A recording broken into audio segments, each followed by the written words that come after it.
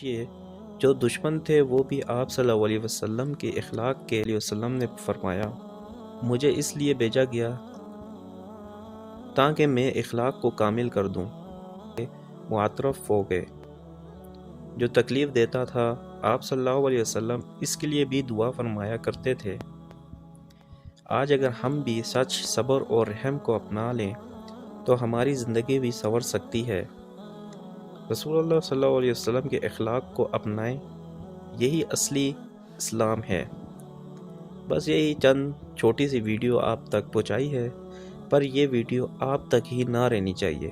اگر آپ کے سامنے یہ ویڈیو آتی ہے تو آپ ضرور اپنے رشتہ داروں، اپنے دوستوں تک یہ صدقہ جاریہ سمجھ کے شیئر کریں، تاکہ کل قیامت کے روز آپ کی بخشش کے ذریعے یہ ویڈیو بن سکے۔